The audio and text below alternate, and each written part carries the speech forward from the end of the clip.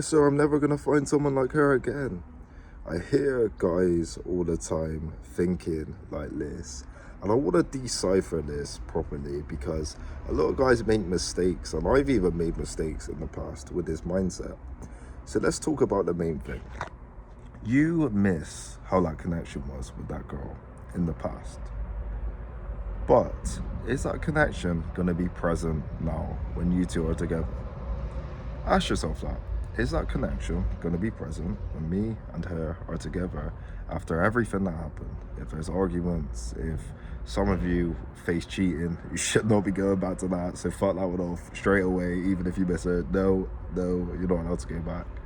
If there's arguments, if there's disagreements, if there's things you weren't happy in, how is that connection going to be when you see that person again? You know the answer, bro. It's not going to be good. And it's not going to be real and authentic. And this is what you got to think. As much as there will be times where it'd be nice, it'd be good to have them back, hold them, kiss them, do all the stuff like you want to do, it's not necessarily even going to be what you want. It's not going to be what you want deep down because it's going to fade off. And more importantly, you're going to question each other before because you left anyway. One of you left, or both of you mutually decided to leave. So you're going to question that connection. It could just go again. You can leave each other again, which is going to give you anxiety, which is going to make you question everything. And also, I know it's a cliche saying that everybody says, but that relationship ended for a reason. It ended for a reason. And this is what I always keep in mind, especially with my past relationships, because I've done a lot of things with different women. I always remind myself it ended for certain reasons, and it ended not in the way I necessarily wanted. Some in the way I wanted, some that I didn't want. And you got to remind yourself of this. It's not going to work. It's not going to work. As much as you want to force it, as much as you want to be this incredible fucking white knight and save the day and have a beautiful happily ever after, it wasn't even happy ever after when you're with him. So why the fuck are you going back to him? It makes me laugh, man. But this is the human emotion. We often want something back like we've lost. And I'm guilty of this. We all deep down have an emotional side. Us as blokes, we pretend like we don't, but we do. We have an emotional side, and we do always want certain stuff back, and that's 100% fine. But what you can't do is act on that, because at the end of the day, all that evidence you need on how that person views you is their actions towards you. That is the biggest evidence you have, how that person treats you. It can say everything.